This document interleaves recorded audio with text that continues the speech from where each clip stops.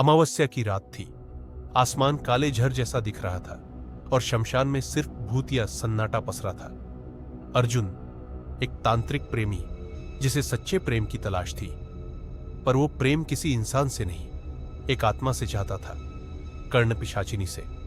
कहते हैं जो तांत्रिक इस साधना को कर ले, कर्ण पिशाचिनी उसकी आत्मा से बंध जाती है।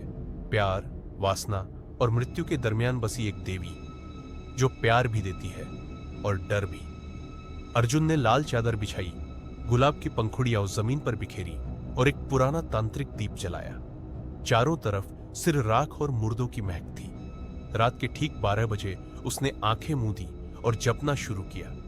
ईवम ह्रीं कर्ण पिशाचिनी प्रेम वश्यम कुरु कुरु स्वाहा। हर मंत्र के साथ उसकी आवाज गूंजने लगी। हवा तेज चलने लगी, दीपक की लौ कांपने लगी और तभी कानों के पास से एक ठंडी फूंक, एक धीमी पर बहुत गहरी स्त्री की आवाज, तूने मुझे बुलाया, अब तैयार रह मेरे लिए। अर्जुन की सांसें थम गईं। उसने आंखें खोली। सामने कोई नहीं था, पर गर्दन पर किसी के होठों की ठंडी नमी थी। पीछे से किसी ने जकड़ लिया था उसे। उसका दिल धड़क नहीं रहा था, बल्कि किसी और की धड़कनें सुनाई दे रही थी उसके सीने में। अब तू सिर्फ मेरा है, तेरे कानों में मैं रात भर रहूंगी। उस रात अर्जुन की आंखें खुली थी, पर वो सोया था एक आत्मा की बाहों में। अब अर्जुन हर रात शमशान जाता है। कहता है, प्रेम अगर डरावना ना हो तो वो प्रेम कैसा। कर्ण पिशाचिनी अब सिर्फ उसके कानों में नहीं, उसके रग-रग में बहती है। पिछली अमावस्या के बाद अर्जुन हर रात उसे महसूस करता था, उसकी सांसें, उसकी हंसी, उसकी छुअन। पर अब वो उससे ज्यादा चाहता था, वो उसे अपने भीतर लाना चाहता था। एक पुराने तांत्रिक ग्रंथ में लिखा था, यदि साधक पूर्ण समर्पण के साथ प्रेम भाव में पिशाचिनी को आमंत्रित करे तो वह उसके शरीर में प्रवेश कर जाती है और तब प्रेम का अनुभव स्वर्ग और मृत्यु दोनों से ऊपर होता है। अगली अमावस्या की रात अर्जुन ने अपने कमरे को साधना स्थल में बदल दिया। काले कपड़े, दीवारों पर रक्त से बने यंत्र, सुगंधित धूप और बीच में गुलाब की पंखुड़ियों से बना प्रेम मंडल। वह निर्वस्त्र होकर लाल आसन पर बैठा, तन मन आत्मा सब कुछ अर्पित। उसने आंखें बंद की और जपने लगा, एयुएम कर्ण पिशाचिनी मम तनु प्रवेश कुरु स्वाहा। धीरे धीरे कमरे का तापमान गिरने लगा, दिए बुझने लगे और दीवारों पर परछाइयां नाचने लगी।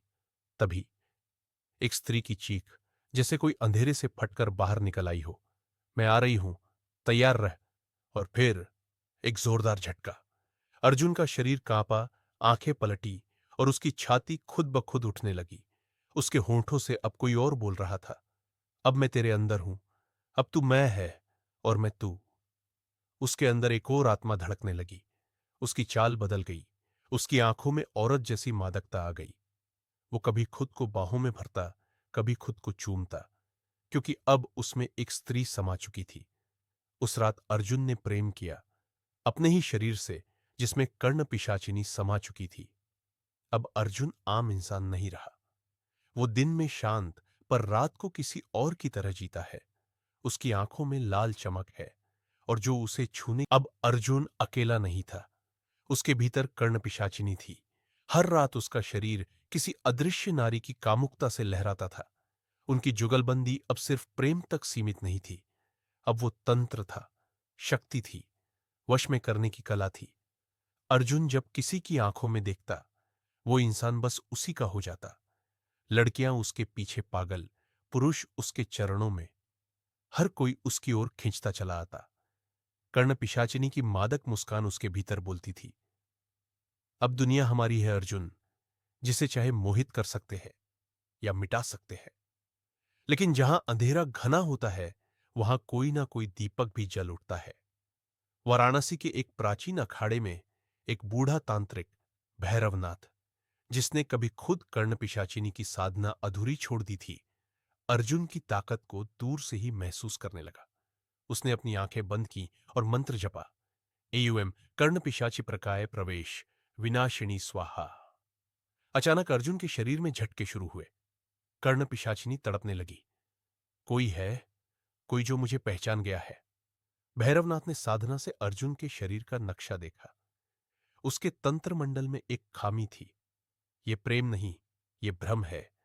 अगर अर्जुन को समय रहते न निकाला गया तो वह हमेशा के लिए पिशाचों का राजा बन जाएगा। अब लड़ाई शुरू हो चुकी थी। एक तरफ अर्जुन और उसके भीतर बसी प्रेम में डूबी पर भयंकर कर्ण पिशाचिनी, और दूसरी ओर भैरवनाथ, जो जानता है इस प्रेम को खत्म करने का एक ही तरीका है, मूल प्रेम का बलिदान। भैरवनाथ ने अपना यंत्र साध लिया था। उसकी आंखों में आग थी और मंत्रों में तप। शमशान की रात में अर्जुन फिर साधना पर बैठा था। कर्ण पिशाचिनी अब पूरी तरह से उसके भीतर थी। दोनों अब एक हो चुके थे, शरीर, मन और आत्मा से। लेकिन अर्जुन अब बेचैन था। क्या यह सच में प्रेम है या कोई तंत्र का धोखा?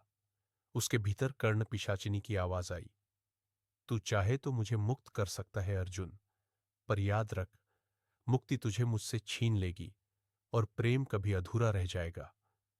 भैरवनाथ ने आखिरी मंत्र उच्चारण शुरू कर दिया, एवं कर्ण मुक्ति प्रेम विनाशय स्वाहा। चारों ओर से हवाएं चिल्लाई। अर्जुन का शरीर कांपने लगा। कर्ण पिशाचिनी चीखी, अर्जुन, या तो मुझे हमेशा के लिए रख ले या आज मुझे खो दे। अर्जुन ने आंखें खोली। उसकी आंखों में आंसू थे। उसने अपना हाथ हृदय पर रखा और बोला, मैं तुझसे प्रेम करता हूं, पर अगर मेरा प्रेम तुझे बंधन दे रहा है तो आज मैं तुझे मुक्त करता हूं। उसने अंतिम बार गले लगाया अपने ही शरीर को, जहां कर्ण पिशाचिनी बसती थी।